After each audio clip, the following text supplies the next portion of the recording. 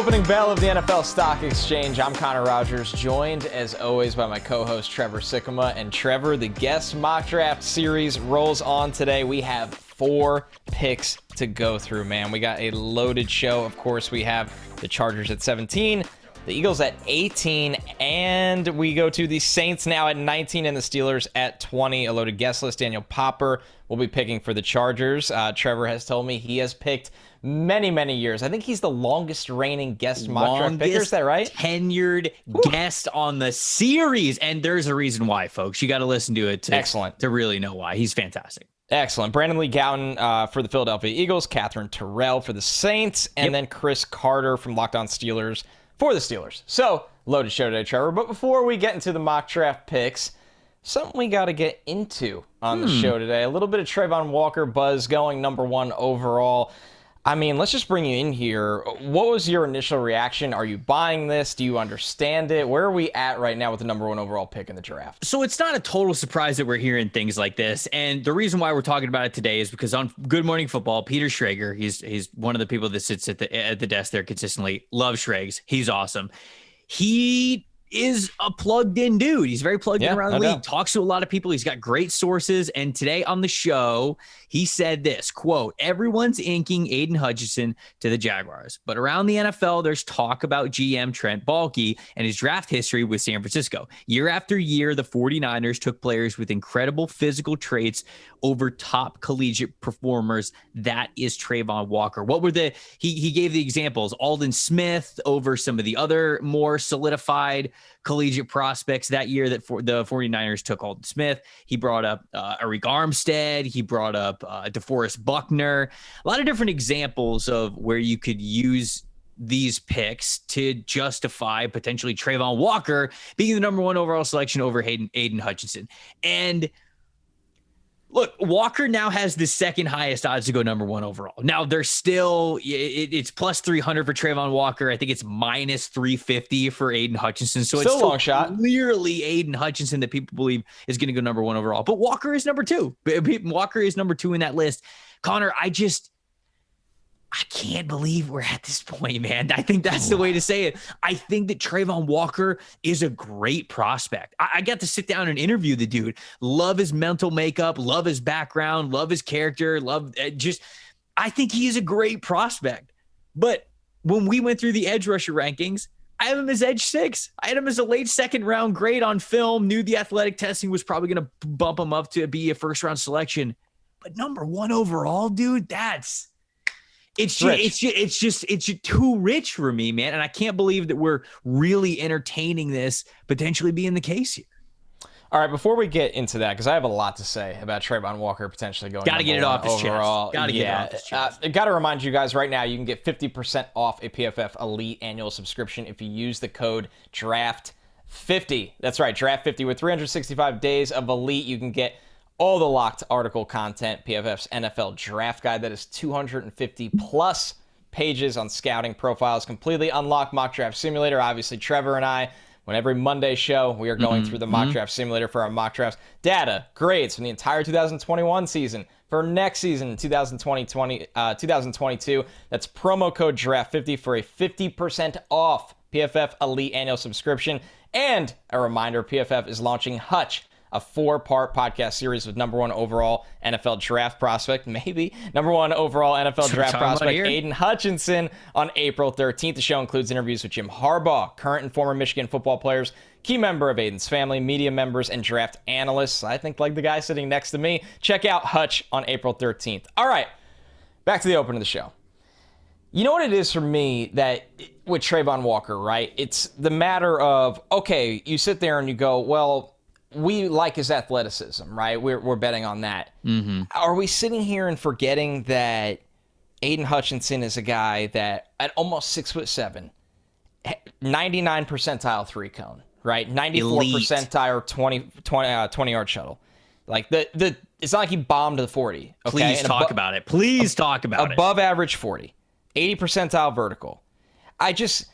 So if you're like, you look at it like that, Kayvon Thibodeaux, we know what kind of athlete he is. These two guys, to me, I like Jermain Johnson better than Travon Walker, but I won't go there today. I like him a lot better than Travon Walker. It's just these guys, to me, have the tape. They have the production. Where with Trevon Walker, you can look at that athleticism. You can look at the size, 272 pounds. That's all great. You probably love his run defense. There is so much projection needed for him as a pass rusher that is such a hard sell with the top 5 pick, let alone the number 1 overall pick. This just, to me, Trevor, feels like overthinking in a spot where you're in really dangerous territory if you miss, right? And my stance on Trevon Walker is he will not be a bust because he's such a high-floor run defender. He's a good athlete. He's strong. Right. You've talked to him. Obviously, the demeanor, the work ethic, that's all there. But right now, we have never seen this lack of pass rush production drafted in this window where you and I say all the time, we think he's going to be a top 3 pick. We haven't seen something like this. And you bring up Alden Smith, and I know Peter Schrager did, and I totally understand the point. I'm not dismissing that he can go number 1 overall. Alden Smith had 11.5 sacks as a red shirt freshman. Right. You can look at the sophomore season and go, he was coming off a year where he wasn't ultra productive, all these things. As a redshirt freshman, he dominated.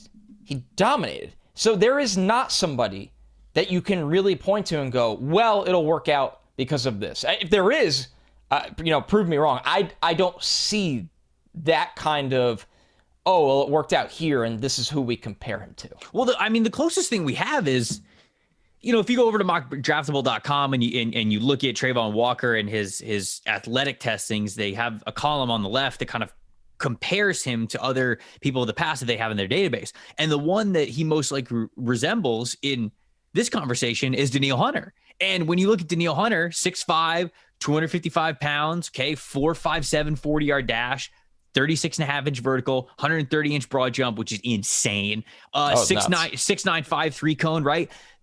Those are all fantastic numbers. Then you go over to Trevon Walker, 6'5", 272, 4.5, 140-yard dash. This guy ran faster than Neal Hunter at 20 extra pounds, had basically the same vert at 36 inches, had 123-inch broad jump, so not 130, but these are just like crazy athletes. It's all in the same category. Another sub 7'3" cone, 6'8", 9" for Trevon Walker. So I think that Neal Hunter is the comparison, because when you go and you look at Hunter stats, well, let's look at Trevon Walker stats first, okay?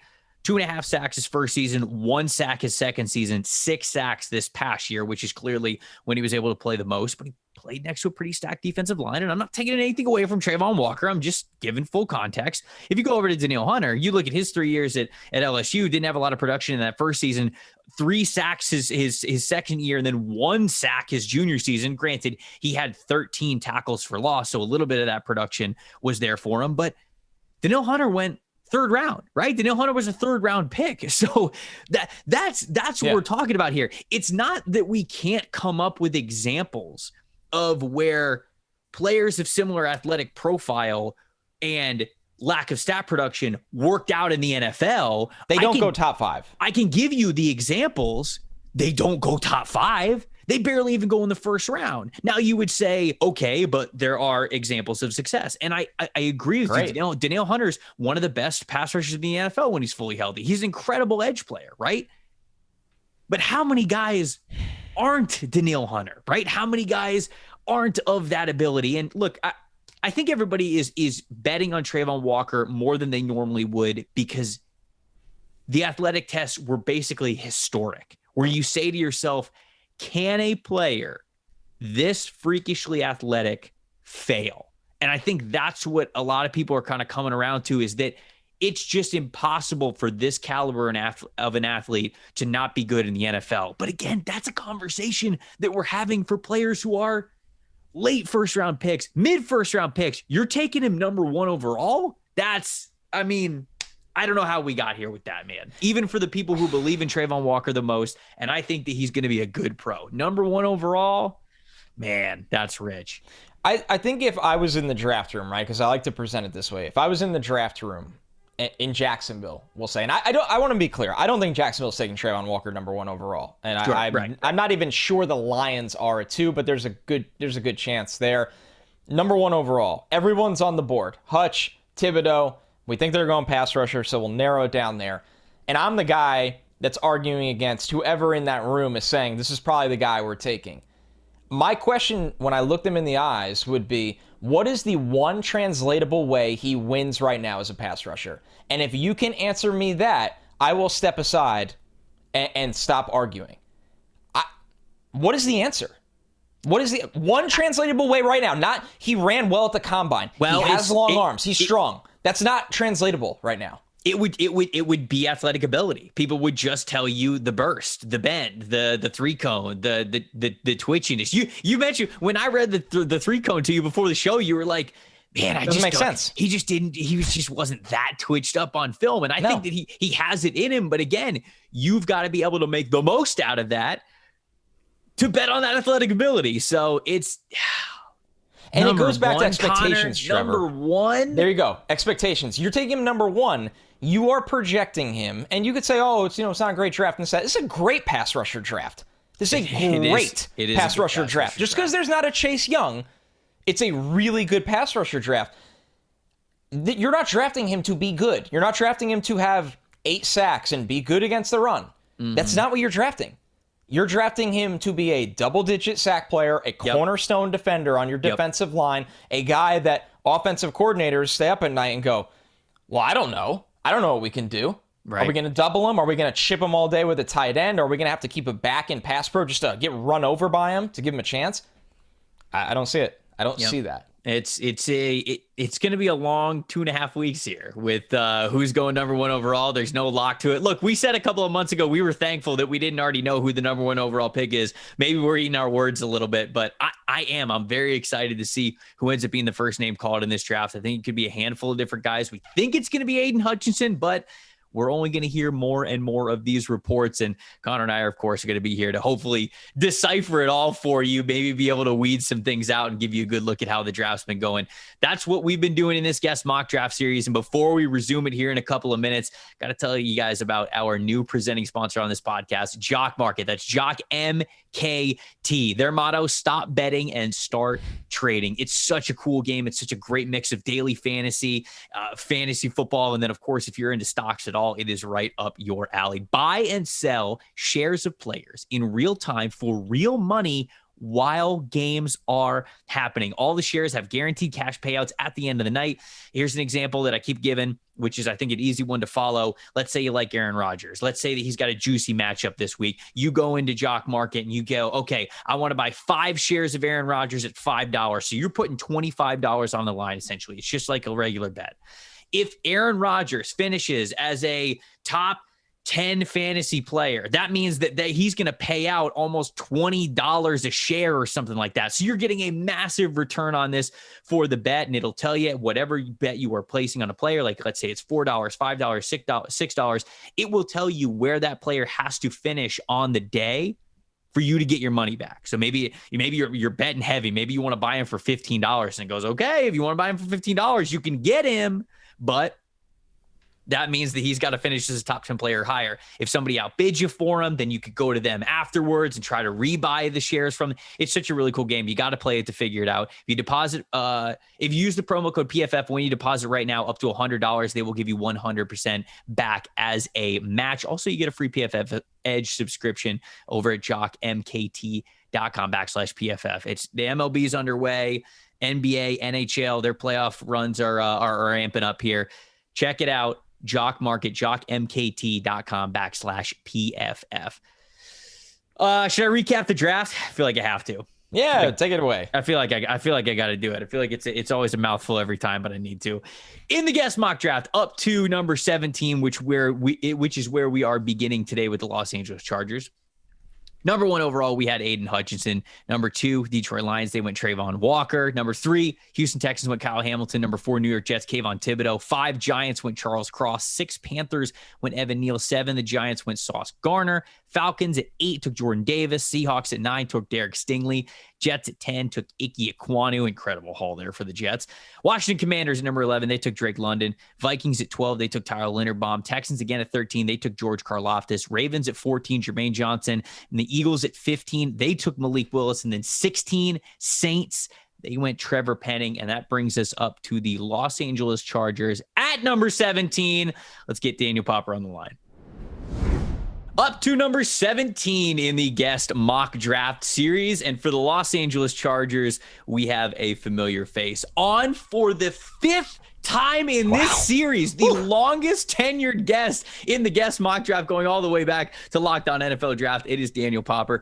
Daniel, we've had you, we just said this off air, across two teams. You were originally doing this for the Jacksonville Jaguars, and then you flipped over with the Athletic, going over to cover the Los Angeles Chargers. And so, man, you spanned across two teams, and yet your devotion to this guest mock draft pod is unwavering. Yeah, that really just speaks to your character, my friend. Thank you again for joining us. Oh, well, I appreciate that. We got new teams, 5 years, new platform, new hosts. True. That's true. Everything's changed except for you. The common denominator is me right here, ready to make the pick. Yeah, we were talking about it too. This mock you sent me is fascinating.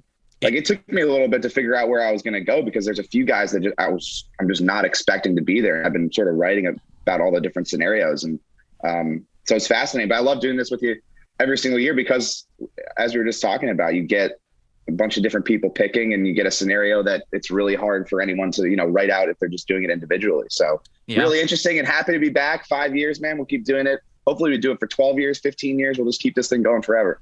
The Tom Brady of the guest mock draft series right here. He's just never going to retire. We'll say it's not coming back, and then we'll bring it back.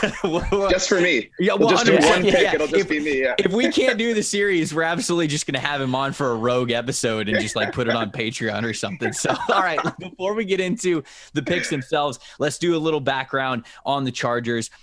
Of course, everything that we have seen them do this offseason, how aggressive they've been, it's all centered around how damn good Justin Herbert looked last year. Because when a young quarterback especially, looks that good, the whole organization then has to put their foot on the gas pedal to make sure they make the most out of that rookie contract. So, what was it like watching Justin Herbert last year? Was there a moment when you guys covering the beat were like, this dude might be something special here? I know he had the 4-touchdown game against Kansas City early on. Was it kind of there, or maybe a little bit earlier in the season? When did you know that Justin Herbert was about to take that next leap as a quarterback?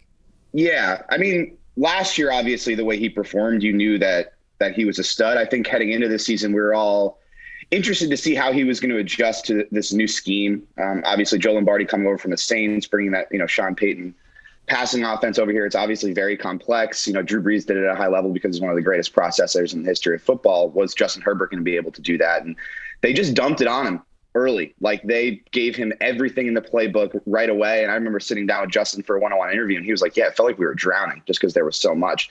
But he's that smart, and he processes that well, that he was able to, really acclimate himself to the offense. And from the jump, really played at a high level. I think you talk about a moment where you're like, okay, this guy could be, the best quarterback in football in the near future. It's probably that Giants game when he hit Jalen Guyton on that 65-yard touchdown. Cool. While getting hit. Like, that moment, I was like, that's the best throw I've ever seen in my life. One of the greatest athletic feats, because it's one thing to, set yourself and throw it 65 yards on the money for a touchdown without getting hit. But he was getting hit by a 270-pound edge rusher as he threw it. And I think in that moment, you're like, all right, this guy can do stuff that no one else can do. And then week 18 at the Raiders, the 2 drives, really the 3 drives going into overtime that he led to bring the Chargers back in that game.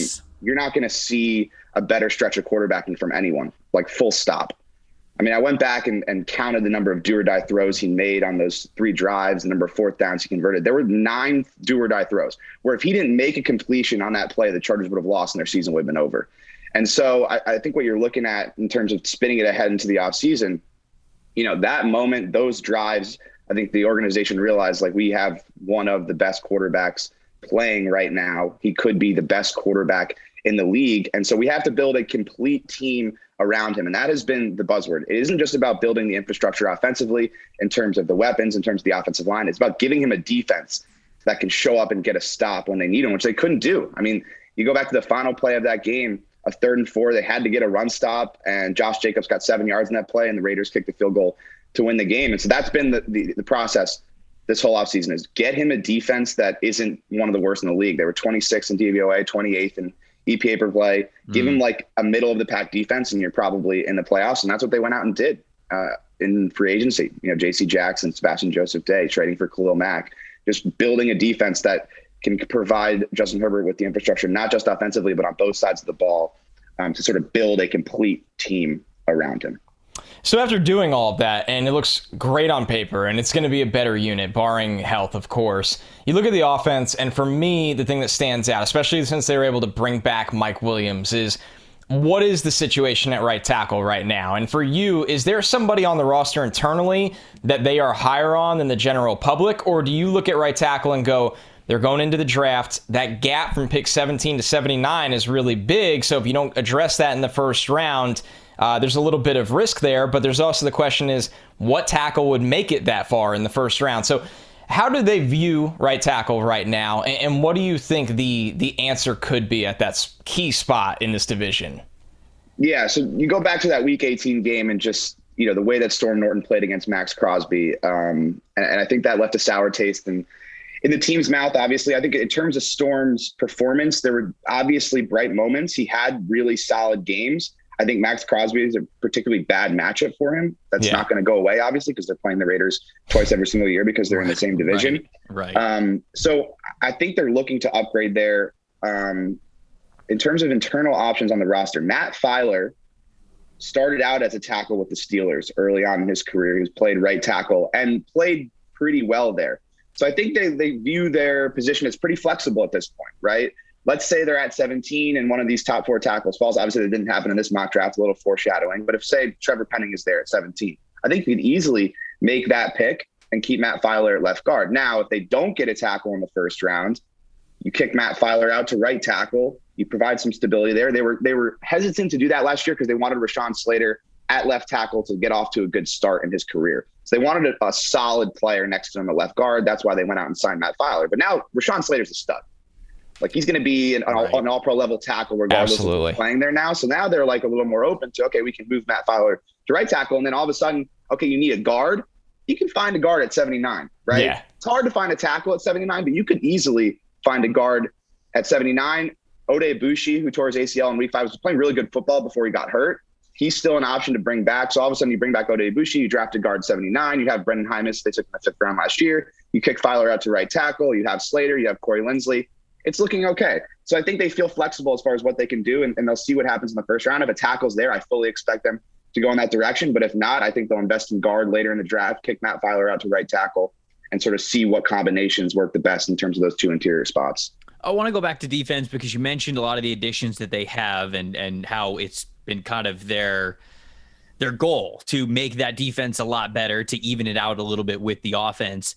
You mentioned that if offensive tackle was on the board, maybe they go offensive tackle there, but is it basically either offensive tackle or they're going defense here at number 17 when it comes to this first round pick? Do you expect defense to be heavily on the board for them? And I guess another question on top of that is, how aggressive do you think that this team might be? Obviously, they don't have a 2nd round pick because they moved it for Khalil Mack, but shoot, we've seen people run simulations before where we got the Chargers going, hey, you were aggressive in free agency, get aggressive in the draft, move up from 17, take the 1st round pick from next year, get somewhere around into the top 10 if there's a defensive player or an offensive tackle that you really want that might be able to fall.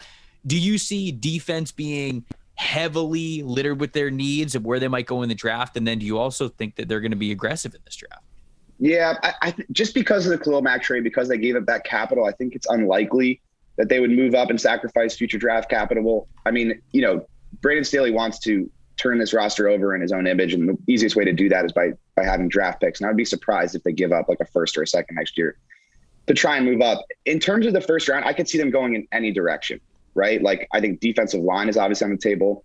If Jordan Davis gets there, I think corner's on the table. But I wouldn't rule out wide receiver either, because we talk about, okay, this is a pretty complete offense. I think the 2 holes are, as Connor mentioned, right tackle, obviously, and then speed at receiver. That's really what they're missing. We know Mike Williams can access the deep part of the field, but he does it in a different way than, say, Chris Olave or Jameson Williams would do it, right? He's a big body, 50-50 balls. And so they really are missing that speed element. They have Jalen Guyton, but, Jalen Guyton isn't sort of an elite route runner. He can't really run the complete tree. He's a speed guy. He's gotten better in that area, but he has some inconsistent hands, and he's not, the type of receiver that some of these other guys are. So I think that there's value in the NFL in strengthening strengths. I think good teams do that. They look at something, they say, this is our strength. Let's make it even better. You saw what the Bengals did last year, right? I mean, they had a good receiving core.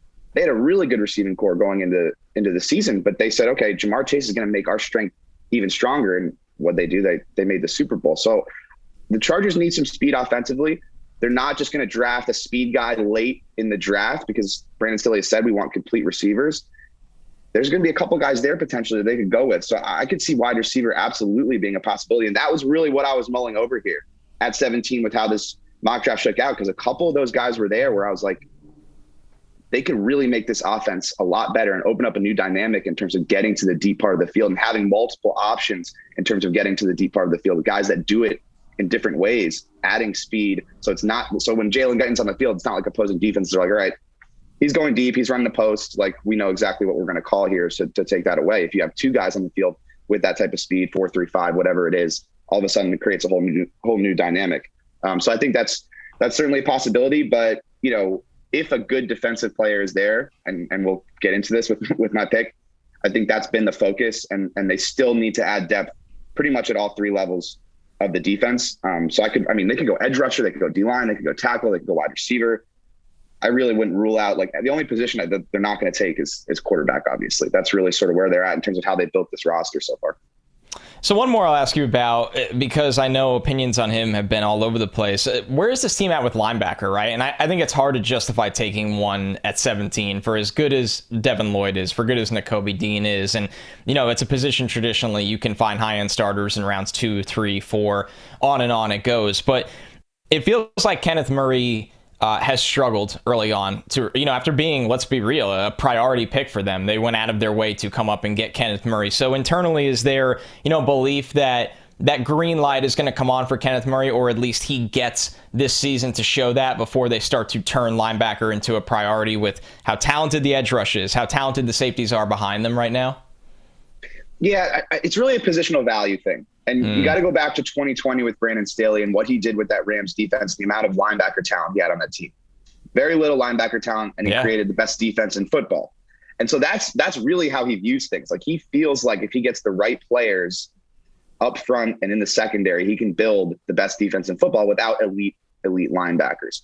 And they have linebackers on the roster. Drew Tranquill is a really solid player, the exact type of player that Staley loves at linebacker. Super cerebral, super smart, always in the right place at the right time. Not like an imposing player physically or athletically, but just knows how to play football, knows how to read gaps, knows how to penetrate, tackles really consistently. So he's a piece that they feel like they can rely on. Now, he's had some injury issues, but that's like a guy that they feel like, okay, he can play linebacker for us. With Kenneth Murray, so basically what happened was they traded up because Gus Bradley really felt like they needed a Mike linebacker. They needed like a Bobby Wagner, Fred Warner, and needed a guy with that type of system. And they thought that they could groom Kenneth Murray into that. And that's why they went and got Kenneth Murray. Now they had a scheme change. Kenneth Murray was doing things in that rookie year that he's just not comfortable doing, playing a ton of coverage. They were asking him to drop and play action and cover the middle of the field. And I mean, you could go watch play after play after play where he was biting on play action and getting hit behind on crossers, and it was happening over and over and over again. Now, in the new scheme, he was allowed to play a little more downhill, and I thought he was going to take a step forward, but he rolled his ankle in the training camp scrimmage, and then a few weeks later in week 4, they were at practice on a Saturday before the Monday night game against the Raiders, and he was out there like just catching passes and rolled his ankle again, the other one. So he had 2 bum ankles the whole season. I think the Chargers look at it and say, okay, he had a lot going on in terms of injuries, and that affected his play. I think they're expecting him to be better. They've got 2 other linebackers on the roster, and Nick Neiman, who they took in the 6th round last year, and Ayman Agbagbamiga, who was an undrafted free agent. They like both those guys. I think they're definitely going to take a linebacker, but because of positional value, I just don't see it happening early in the draft. Like, they have, 6 picks in the 6th or 7th round. Insane use one of amount. those. Right. Use one of those on a guy who's falling because he lacks athleticism. He doesn't have that sideline to sideline speed that teams are looking for at linebacker, but a guy that just knows how to play football, cerebral guy, high football IQ, high football character. You can find those type of linebackers in the 6th or 7th round. You throw them in that mix with those other 4 guys. You have them to training camp. You see who comes out on top. But just from a positional value standpoint, I just don't see Brandon Staley investing like that in a linebacker early in the draft. That makes a ton of sense. Now, Daniel, you have set the table very well for this pick here that you're about to make at 17. A lot of different seasoned options. vet. A lot of experience doing this. This is true. You do. He knows how it goes. And so, you mentioned a couple of different areas on defense that they might look for. Wide receiver could be very tempting. Offensive tackle, not really tempting at this pick, but I think you got a lot of options here. So at number 17, if the board falls this way, it's a very interesting board. Who do you think you'd be taking for the Chargers? I'm taking cornerback Trent McDuffie out of Washington. Pretty surprised he was there at 17. I would not expect that to happen considering how valuable cornerbacks are in today's game. He's just a competitive player. He's a willing run defender. He can play inside. He can play outside. Solid man-to-man coverage like that. And I know he's a little undersized, but look at what happened with Asante Samuel Jr. last year. Fell into the second round. Undersized. Can he play corner in the NFL? Is he strong enough? He's just a competitor. He's just a competitor. And you want guys on your football team that play that way, especially, at cornerback, even if they're a little bit undersized, if they play with that type of edge, they're going to be successful in the NFL. And I see a lot of similarities between Asante Samuel Jr. and Trent McDuffie because Asante can play inside and outside. Now, they had him outside all of last season, but he might be their slot corner this year. They're going to sort of see how it plays out, see how the draft plays out. But they feel like he can play inside, like with Rashawn Slater. They wanted him to get off to a solid start as a rookie, so they put him where he was comfortable. But he was playing inside in the slot in training camp, matching up one-on-one with Keenan Allen and winning reps. So he can do it. And I think Trent McDuffie fits exactly what Staley's looking for in a corner. Now, if a guy like Derek Stingley falls, obviously the athletic traits jump out to you. And there's a reason that the Chargers had their entire defensive staff at the LSU Pro Day. I'm going with Trent McDuffie here. And I'll go back to this, right? Worst third down defense in the league last year. A lot of that was run defense because they were getting into way too many third and shorts. But when they did get into third and longs, they just didn't have the cornerback depth to hang with top wide receivers. You can go back to the Vikings game when Justin Jefferson and Adam Thielen just torched Travon Campbell over and over and over and over again on 3rd and 8 and plus. And that was because they had some injuries at corner. Staley is going to be adding as many corners as possible because he needs to deal with the attrition at the position. I don't think the team is very high on Michael Davis anymore. He's their third corner right now. If you draft Trent McDuffie, all of a sudden Michael Davis has to be in a competition for playing time. That's going to raise everyone's play and makes it so the Chargers don't have to rely on Michael Davis as like a key piece in this defense because he really struggled to acclimate to the scheme last year. Obviously, he was playing a lot of cover 3 in Gus Bradley's scheme. He was asked to do a lot more in Staley's scheme in terms of the number of coverages he was playing, and he didn't really rise to the occasion. They're going to be looking to add cornerbacks because of what happened last year on 3rd down. And so I think it just makes a ton of sense. Now, what I will say here is it took every fiber of my being to not draft Jameson Williams here. And I could totally, I would love that. He is exactly what the Chargers need. Like he is exactly what the Chargers need. And they have enough offensively, especially after drafting Josh Palmer last year. They have enough to get through the first 5-6 weeks of the season, give Jameson Williams as much time as he needs, right? To get back from a torn ACL. They don't need him to be there right away. And then I also think that they have to start thinking about life after Keenan Allen, right? They have an out in that contract after next year. He's still playing at a really high level, but if you draft Jameson Williams, Josh Palmer is that played in the slot last year when Keenan Allen was out with COVID. He played the Keenan Allen role in the slot, caught a touchdown. He has that type of route running ability. He has the type of size that this offensive staff really loves to have in the slot. So say Keenan Allen has a down year, so they want to move off of that huge contract that they gave him. They can do that now, move Josh Palmer inside. They have Jameson Williams and Mike Williams on the outside. That looks pretty good. So it was hard for me not to do that just because the level of player he is. I would be shocked if he's actually there at 17, but sticking with the theme of the offseason, it's been about defense. It's been about improving the talent across the board. Trent McDuffie adding to that cornerback room, adding to that secondary, I think would get Staley to the place in the secondary where he's really comfortable in terms of calling the types of defenses that he wants to call, which he wasn't able to do last year because of the talent level. Folks, that's why he's a 5-year vet on the Guest Mock Draft Series right there. He lays it all out for you. He answers the questions that you want to know the answers to before we even get to ask him. And that's why he is the longest tenured guest that we have had on this series. Go follow him on Twitter. It's Daniel R. Popper, right? I believe on Twitter, right? Okay. Yes, just wanted to make sure I got the R in there. Everybody go follow him. Read his work over at The Athletic. Daniel, thank you so much for joining us, man. This is a blast. Thanks for having me, guys, and looking forward to year 6, baby. Let's go. That's right. There we go. Let's go. Here we go. Philadelphia Eagles back up on the clock here in the Guest Mock Draft Series at at number 18. And joining us to talk about the Philadelphia Eagles and make a selection here in this guest mock draft, we have Brandon Lee Gowton, who is the editor-in-chief for Bleeding Green Nation. Brandon, I know that you have a lot of titles, but I wanted to use the chief one because anytime chief is in a title, I feel like that's the one that I have to say for people. So thank you. I hope that was the right title for you and appreciate you joining us, man.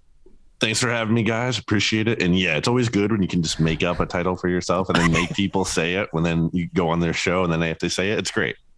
And yeah, look, I 100% agree. And you, again, using a title with chief in it, man, it was great. It was a great choice by you, which shows sound judgment, which I know you're going to have on this pick as well. Let's talk about why the Eagles are selecting twice in this mock draft here. It's because of the trade, right? They're only picking twice instead of 3 times. They make the trade with the New Orleans Saints. They get some extra draft capital for next year. What was your initial thought when you saw that the trade went down? And honestly, what did you think about what they got in return and the assessment of what they're trying to do overall?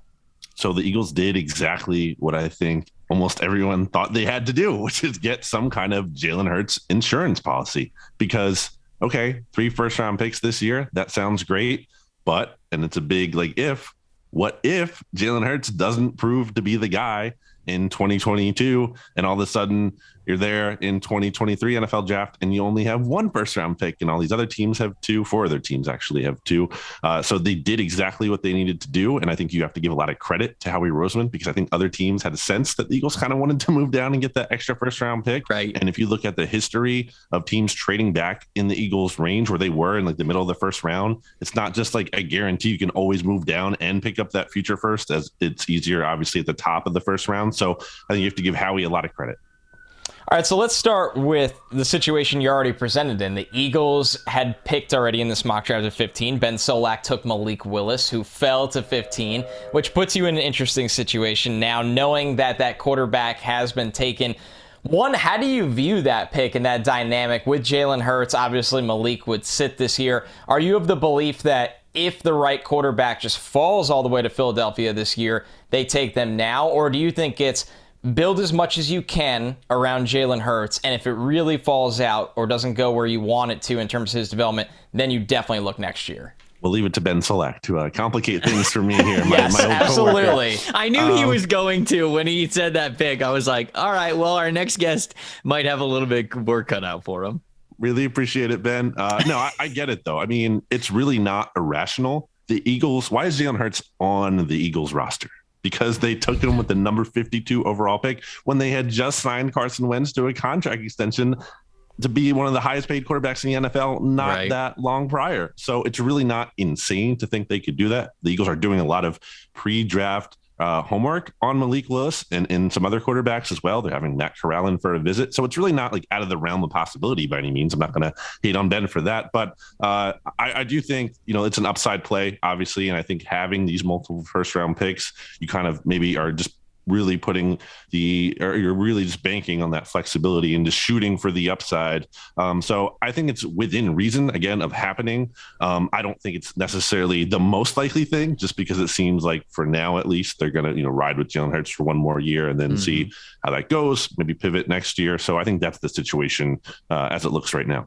When you look at the pass catchers on this team, I think back when the Eagles obviously had 3 first round picks, it was very easy to say, okay, one of them is going to be a pass catcher. But now that they only have 2, now that, quarterback might be in the discussion for them, I'm starting to wonder how much of a need is wide receiver for them. And basically my question is, how out is this team on guys like Jalen Reagor, guys like J.J. Arcega-Whiteside, right? I mean, they don't have Zach Ertz anymore, so it's just Dallas Goedert at tight end. And so, where do you believe this team believes they are with wide receiver?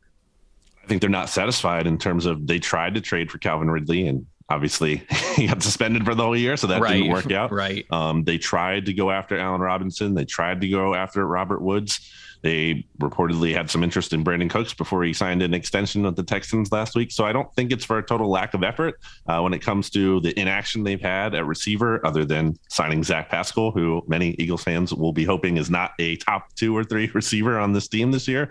So I think, again, they've tried, but my whole thing about this has been, okay, it's going to be tougher to attract free agent receivers, especially ones who want to boost their value, especially come in on that 1-year deal and try to hit the market again next year when you're coming off a season and when you had one of the very heaviest offenses in the NFL. Like, to not have that passing volume, I think, was a red flag for a lot of those receivers and hard to attract those guys. So in that sense, I must think the draft is the perfect opportunity where the players don't really get much of a say and have to go where they're drafted. And I think that's the spot where they're going to be looking to add a receiver.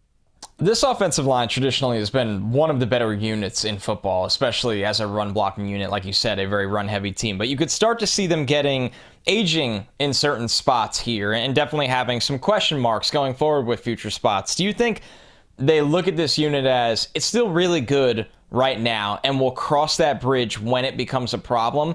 Or do you think they're going to operate in a sense of, we're going to need somebody here in the first couple of rounds, even if they have to sit this year, to start thinking for the future? The Eagles love building through the trenches, so it's hard to rule out that they're going to do it in the first round.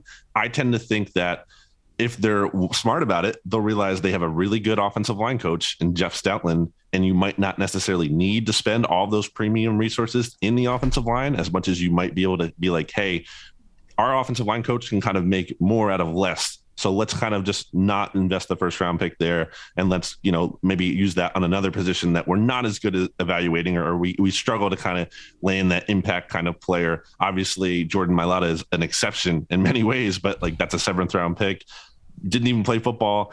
Jeff Stoutland was able to coach him up. And obviously Mailata deserves a lot of credit too for taking the development that he did. But I think they have enough there currently in the starters and also kind of behind the scenes, some of their depth pieces where they don't really need to force a pick there. If there's an offensive lineman, he's head and shoulders the best player on the board, take him, sure. But if it's close, I wouldn't put that there. What about corner and safety, the defensive back group in Philadelphia? It seems as though when we do mock drafts, if a Derek Stingley falls to them, it's normally okay, well, we'll have Derek Stingley go to the Philadelphia Eagles, or maybe a Trent McDuffie, but people go, okay, the size of Trent McDuffie, are they going to be worried about it? Honestly, it feels like if there's a team that wouldn't be worried about it, it would be the Eagles. But where do you think the level of need is on this team for both corner and secondary? I could be wrong about this, but my theory on corner for the Eagles, and you look at kind of Eagles defensive coordinator Jonathan Gannon's background, and kind of like I was just talking there about Jeff Stoutland with offensive linemen, I think Gannon typically has gotten more out of less at cornerback. I mean, you look at Xavier Rhodes, I think everyone thought his career was over when he was struggling with the Vikings.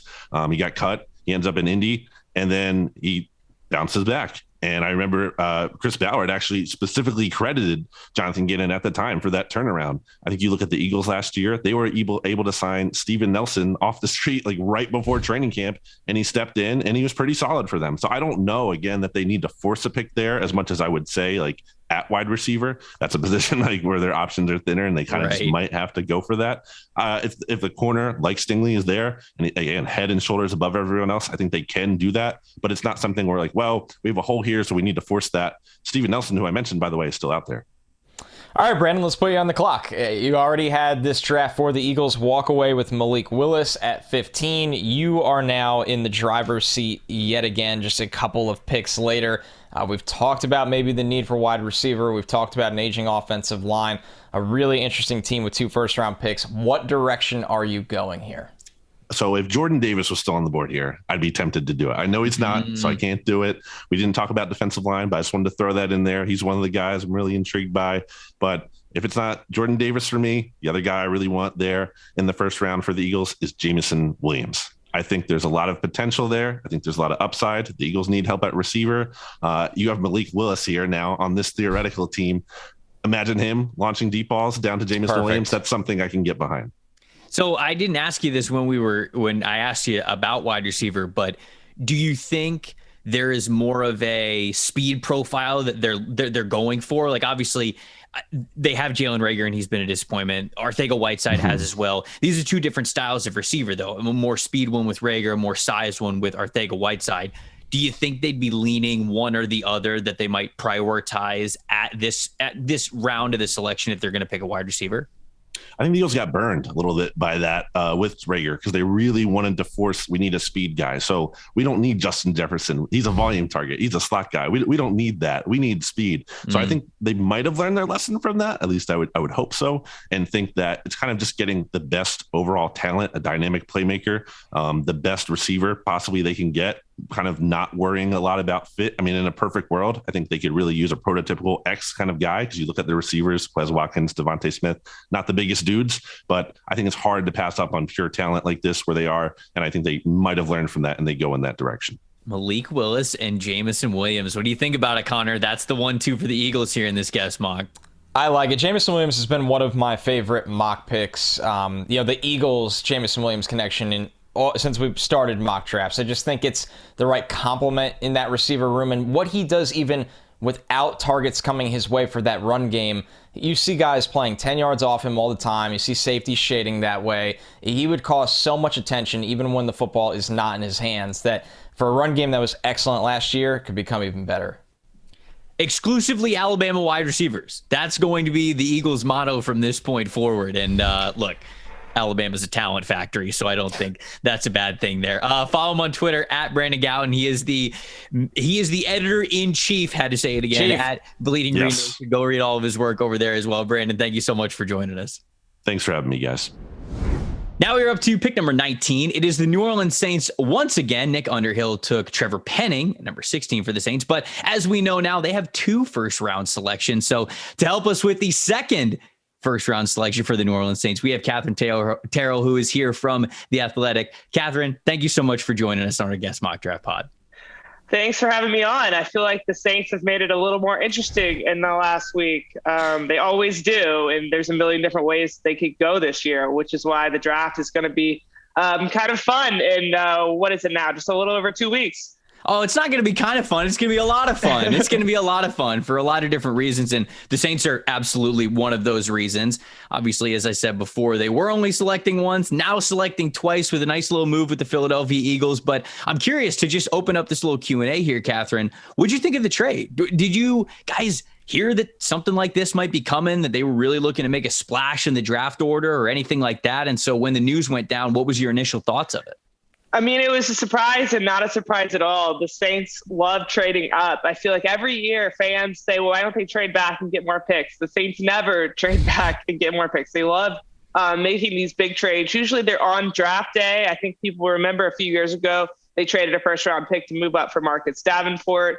2017, they had 2 first-round picks and selected Marshawn Lattimore and Ryan Ramczyk, which ended up, being one of the best drafts they've ever had. And so, I guess the hope is another draft like that.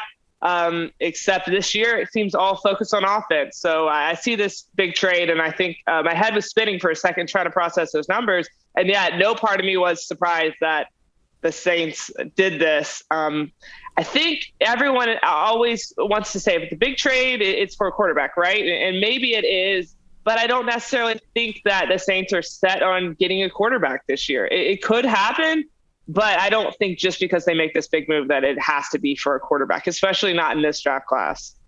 Katherine, that's where I wanted to start. I look at it with Jameis Winston, and I think it's overlooked that he had 14 touchdowns, 3 picks through 7 games last year. The team was winning with him at quarterback. The money, while not crazy, it does show a belief in him as a starter. Where are they with Jameis Winston right now? Do they look at it and go, we don't need to panic and go up in a bad quarterback draft and try to get someone just to get someone? Does this regime believe they can win at a high level with Jameis under center?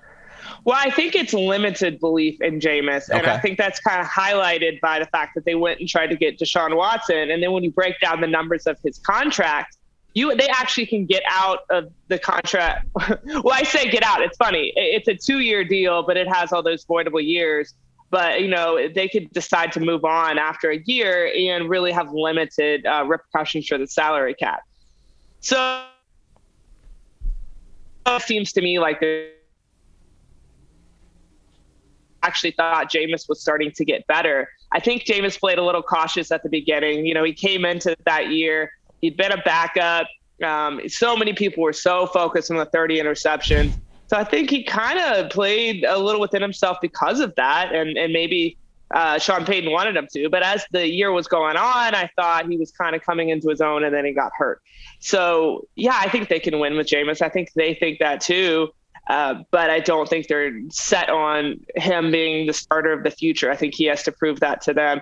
So, yeah, maybe they take a quarterback in this year's draft class. Maybe they don't. But the one thing I think they won't do, and I don't think they want to do, is to get a quarterback, just to get a quarterback, and then be stuck with someone that they reached for. But the big thing is now they have no first-round pick next year. So very interesting to me. So if Jameis ends up not being the guy, what happens next year? I don't know. That's why I kind of think it's fascinating.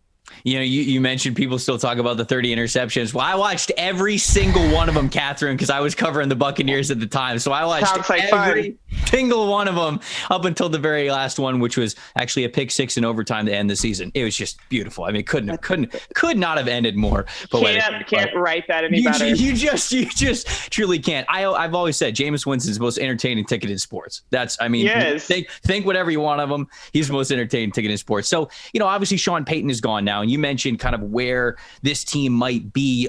Are they going to trade for a quarterback that they think might be a little bit more of a rebuild for them, or maybe go for an offensive tackle to immediately replace Terron Armstead? But where do you think this team believes they are? Because Sean Payton is out, but Dennis Allen, Pete Carmichael, those guys have been there for a long time since. So it's not like a lot is necessarily changing. Do they still believe that they can be in the hunt for maybe not a division title with the Buccaneers, but a playoff spot and be a playoff team? Are they really looking to get these wins this year as opposed to using these 2 first-round picks as more rebuilding tools? I think the Saints fully believe it's possible for them to win this year. I think maybe things have changed a little bit with Tom Brady coming back. I think that they were pretty happy that he wasn't, as were many teams. But, looking around the division, the Falcons have a lot of issues.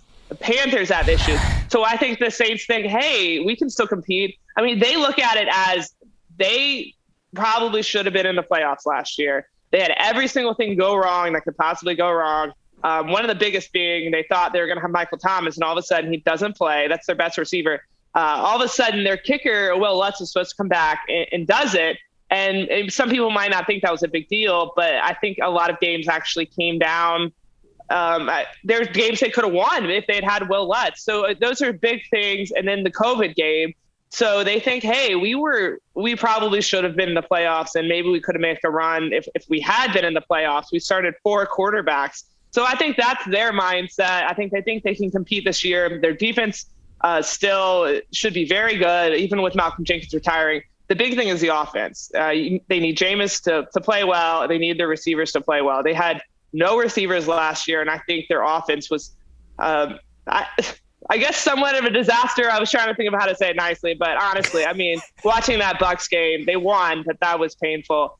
So with all that being said, yeah, they're probably right around where they were last year. They have a few more players healthy. I think that they're still like a middle of the road team who could probably make a run. And I think that's what they believe.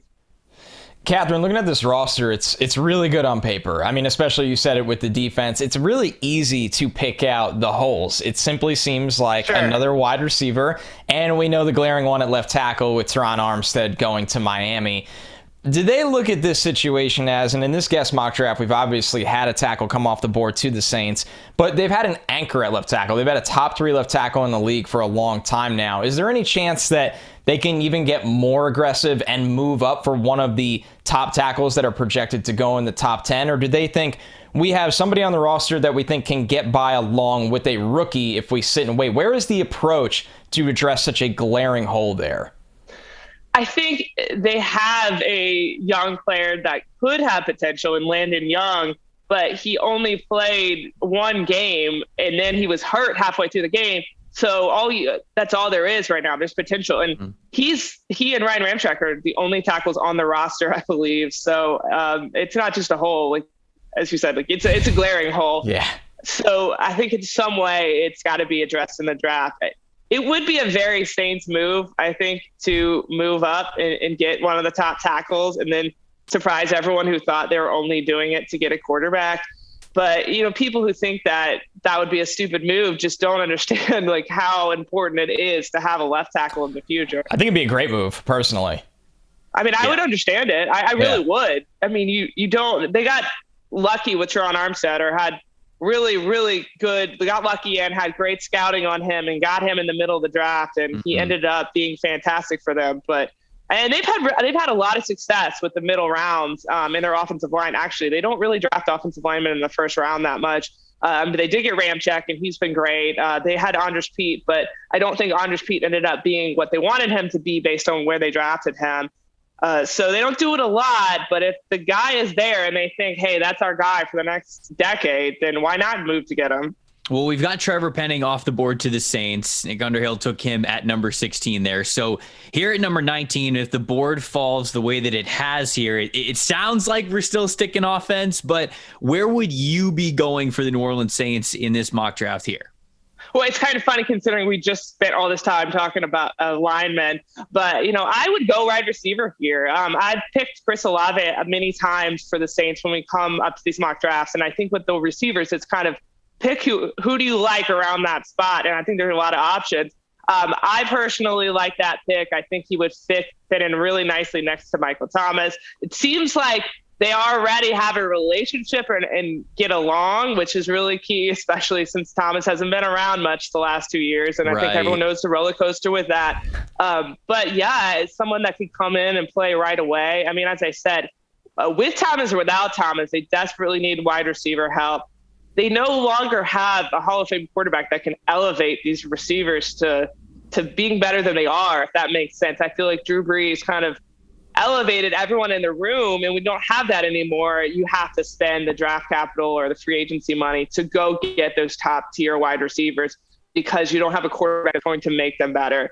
I just did a mock draft, and Penning and Olave were my two picks, and so that's why I'm going with Olave now. See, it's all working out. There we go. That's beautiful. Offensive help. I love it. You mentioned Michael Thomas, and Connor and I actually talked about this on the show. Can't remember if it was last week, the week before. We talked about him as potentially a guy who might be moving, right? We saw Tyreek Hill move. We saw Devontae Adams move, and we're like, oh, maybe he could be the next guy out because he hasn't been super happy in New Orleans. But then we looked at his contract and we realized it's not exactly the easiest contract to move. Where is the team and Michael Thomas at this point in their relationship? Well, I thought the second they restructured that contract, that meant they were keeping him around because then it made it basically impossible to move him. I think things are actually really good now, or they're on the way to being good. It seems like it. If you go look at his social media, all he does is say nice things about the Saints, and that certainly wasn't the case last summer. Right. Dennis Allen flew out personally to California to talk with them. And I think he tried to play it off as he does that with everyone. He's been around a long time, but it's just different. He's been on the defensive side of the ball. He hasn't probably had that many interactions with Michael Thomas, and he admitted that. But so I asked him that at the owners' meetings, and he said, no, Thomas was the only one he flew out to personally meet with. So he said it wasn't clearing the air. And I don't know what their conversation entailed, but it does seem like things are good right now. Now, whether that lasts or not, I don't know. It does seem like he's still going through the rehab process and he's still getting healthy. Saints actually, they opened their offseason program early because of a new coach. So there's going to be OTAs before we know it. And I guess we'll see if he participates. But it has been a long time since we've seen a healthy Michael Thomas. You have to go all the way back to September 2020 and that season opener, which is crazy. He played through the ankle a lot during 2020, but he hasn't been fully healthy in 2 years. So I'm really excited to see what that might look like. Connor, I know that we kind of joke around about the Saints receiving group, but look, a healthy Michael Thomas and a Chris Olave right there with Jameis's mentality throwing him the ball. That's a lot of stats and probably a lot of scores there for New Orleans there. Absolutely love it. The Olave fit is tremendous. A guy that gets open, he could do it at all three levels. We've seen him win vertically. There's no route polish needed when he gets there. He can come in and really be a guy right away for them. So I think Katherine is all over it. And if Michael Thomas comes back refreshed, healthy, right mindset, that's a really nice number 1 and 2 for Jameis in this offense that absolutely needed the help at wide receiver. All right, there we go. At number 19, it's Chris Olave off the board. That gives the Saints a package of Trevor Penning and Chris Olave. Go follow her on Twitter, @Kat_Terrell. Thank you so much for joining the guest mock draft with us. Go read all of her work at The Athletic, too. I wanted to make sure that I got it in there. Katherine does such an incredible job covering that team. Katherine, thanks so much for joining us. Thanks for having me on, guys. All right, here we go. Rounding out the top 20 for the guest mock draft series. It is the Pittsburgh Steelers. Who knows if the Steelers are going to be picking at 20 when it's all said and done? I'm sure we're going to get into that discussion with our guest, Christopher Carter. He is a multi-reoccurring guest here on the Guest Mock Draft Series, and it's because he brings the knowledge, he brings the heat. Chris, thank you so much for joining us here again. Host of the Locked On Steelers podcast. Forgot to mention that. Forgot to give you your props there, but appreciate it, buddy.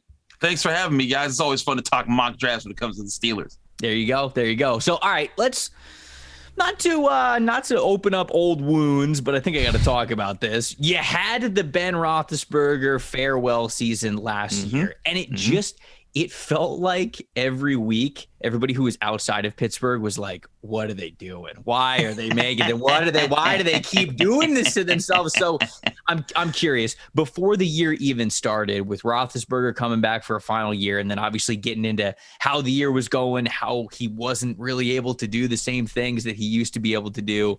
What was it like kind of watching that season, covering that season, and where the Pittsburgh Steelers ultimately are now with the quarterback position? It was more of a situation where, like, a lot of fans didn't feel that way, but it was more of a situation when you're covering the team. It's like, you also have to understand where they were kind of pinned into, because it wasn't necessarily just their decision of that season. It was the decision to give him an extension shortly before he tore his elbow, and that took him out of the 2019 season. The problem with if the Steelers had tried to move on from Ben Roethlisberger, one, you would have been stuck with a ton of dead cap space that year anyways, and then you would have been paying basically for two quarterbacks to play. But then two, also, they wanted to give the guy a proper send-off. They wanted it to be, and they found a way to compete and get to the playoffs and get some of those young guys experience the taste of the playoffs in doing so, as well as sweeping two of the teams in their division. I looked at it as more of a situation where, like, hey, we got to go through this. Let's see what happens. Let's see who emerges. If some of these offensive line guys come up, they didn't. They liked what they saw to Najee Harris. They love what they saw to Pat Freiermuth. Now they want to see if Stephon Tuitt can get back and if they can sort of start to repair some things in the first step of the post-Ben Roethlisberger era. So, Chris, I look at this team right now, and there's so much noise around quarterback, and I'm sure we're going to get to that in this conversation. But getting away from the obvious, what is maybe an underrated need on the Steelers that you see people always missing? And it might not be the first round selection, but you look at it and go, man, that's an area that they have to come out of the draft much, much better for this team to survive. I really think cornerback is something that people shouldn't overlook with this team. When you look at how, yes, they brought back Ahkello Witherspoon. Yes, they went and got Levi Wallace. Yes, they have Cam Sutton. But you need a true CB1 on this roster, especially when you're about to be going up against Jamar Chase for the next 10 years with Joe Burrow throwing him the ball. Right. You need someone who you can put on the outside and has a good chance to become that potential number one cornerback who locks down receivers, plays really well in man coverage. You can leave him out there in solo coverage, and he's going to be physical, aggressive, and play wide receivers in a way that's going to allow you to say, hey, he'll erase that part of the field for us, and we'll let the rest of the team work. I think this team has a lot of CB2s on the roster. They need a CB1, and yes, offensive line still a factor. Quarterback still a factor. They really only have two wide receivers on the roster with considerable experience. All of that is in play, but cornerback, I think, needs to still be a focus for this team to build moving forward. You mentioned quarterback there, and I want to hone in on that a little bit. As of right now, I think Mitchell Trubisky is slated to be the starter, and for as much as the guys in Buffalo praise what Mitchell Trubisky was for them last year as a backup, he didn't play. It was Josh Allen who was playing, and so he might have done all of the little things right behind the scenes, but he didn't play in any games. And so maybe he's in a better headspace as the former number 2 overall pick. Maybe he could have a bounce back. But where are the Steelers right now, do you think, when it comes to that quarterback position? How confident are they right there? Because we've also heard, of course, the rumors. Mike Tomlin loves Malik Willis, the Pittsburgh connection with Kenny Pickett there. Do you think it's more likely than not that this ends up being a selection of quarterback for the Pittsburgh Steelers, whether it's here at 20 or maybe somewhere higher in the draft if they want to get aggressive? I just don't see this as the year of them making an aggressive move at quarterback. If Malik Willis falls to them at 20, they'll do a dance and they'll go get him. I just don't see that happening. I think there's too many teams that are going to want to take a quarterback. But when I see the rest of the quarterback class, Kenny Pickett, and listen, I covered Pitt football. I saw this man do the fake slide in person when I was in Charlotte, thinking, what the heck was that? Just like the rest of the country did. But I love Kenny Pickett's leadership. You know, there's several things about Pitt's season where he was the guy when they lost to Western Michigan that said, no more of this. We're not losing any more these type of games, and that got everyone else on point. If you're drafting Kenny Pickett, you want the leadership, you want the ability to see the field, but he doesn't have the cannon arm that you want in your future superstar quarterback. He's a little bit older than they like. The Steelers aren't going to take him. They want guys that are either 20, 21, 22 in that range. So I take Kenny Pickett off. Desmond Ritter's an interesting prospect. I still just see this isn't the year for them to make that move at quarterback unless that primo number one guy, which they see in Malik Willis, falls to them. I think that a more adept move, a move that would more fit what they're trying to do at quarterback, because they want to find that heir to Ben Roethlisberger, but they don't want to rush into it, would be to wait till next year, which is a much bigger quarterback class, just looking at it right now, what it projects to be.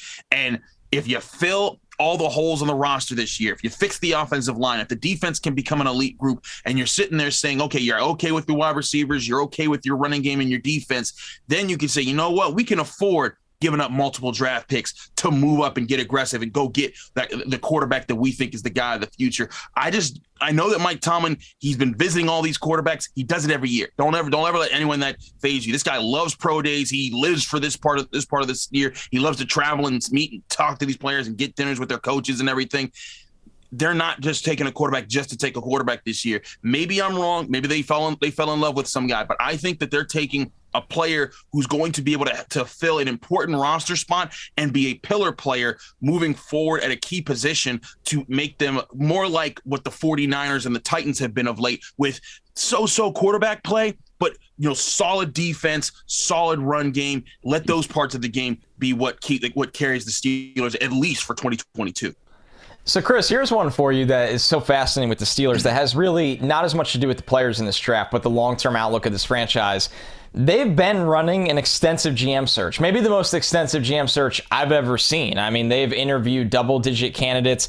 I've said for a long time they have an excellent in-house candidate in Brandon Hunt, a guy that can step in and take over that job, and I don't think they would lose any stride at all. So do you think this potential, I don't want to say definite, potential transition phase also impacts the draft, where you're not going to be trading a million picks to come up into the top 10 for a quarterback, or where you kind of just keep things steady and keep building the roster? How do you see the GM search impacting how the end of this month goes down?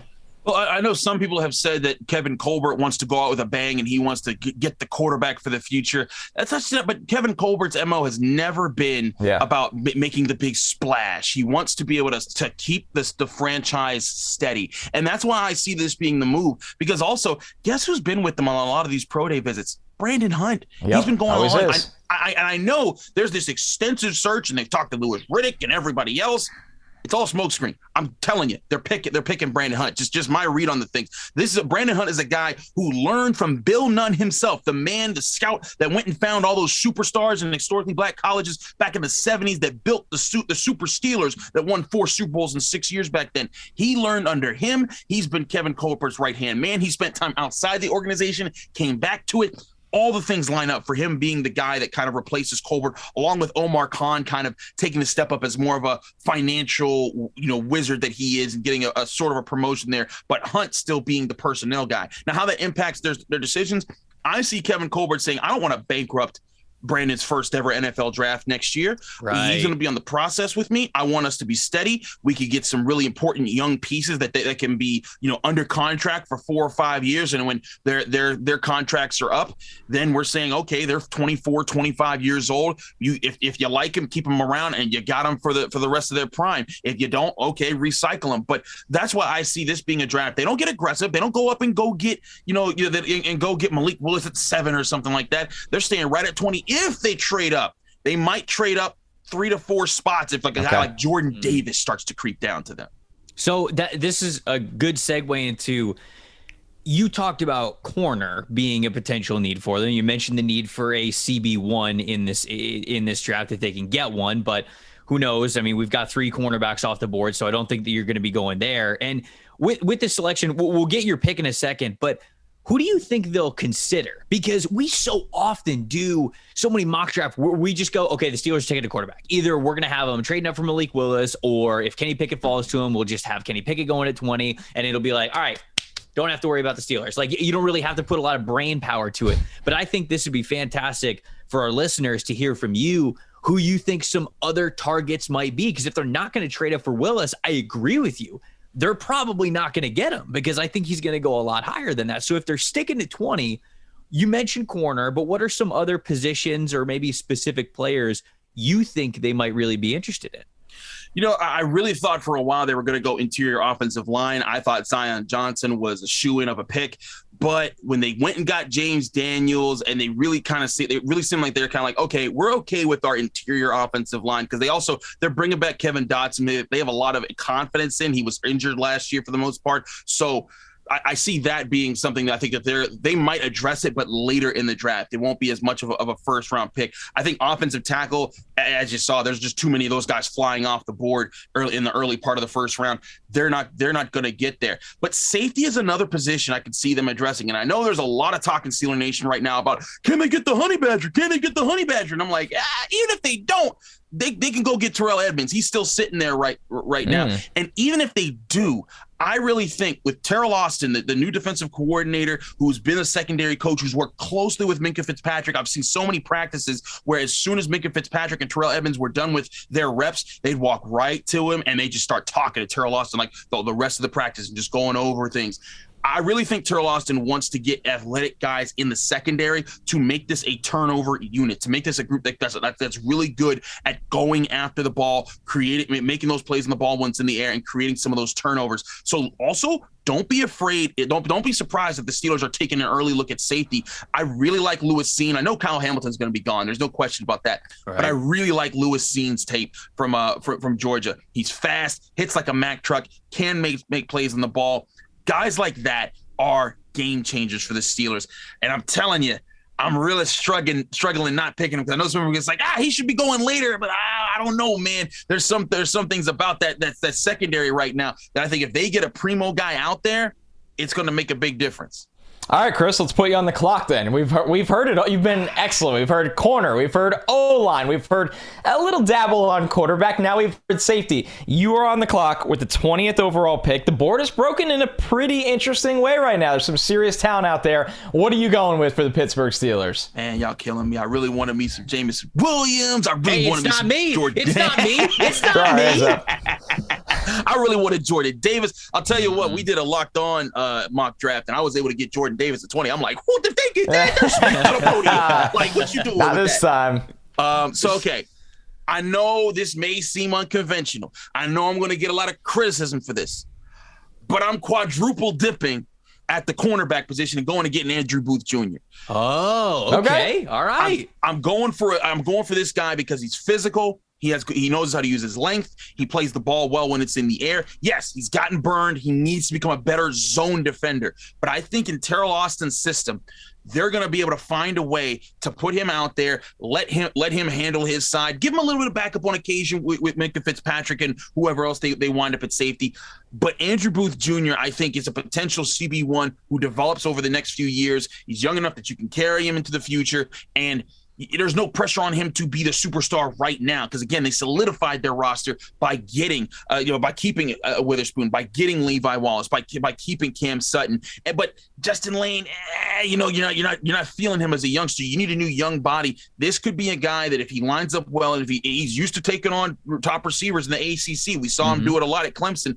I could really see this guy being the boost to the Steelers defense. And it pains me because Lewis Cine, I think, is a truly interesting prospect who I would reach a little bit just to pull up and slap into the Steelers secondary and let them run some 3 safety sets. But this team needs a CB1 for the future. Like I said, Jamar Chase is there. They're going to be facing all these AFC quarterbacks. I think they need to have a truly athletic secondary, and I think Andrew Booth Jr. is the guy to help them if the board falls this way. Hey, corner is a premium position, and it's only getting more and more premium, like Chris said, when these teams just have these arms races of incredible wide receivers. And sometimes it's 2, 3, 4 deep. You got to have the good corners to be able to cover them. Connor, what do you think about this?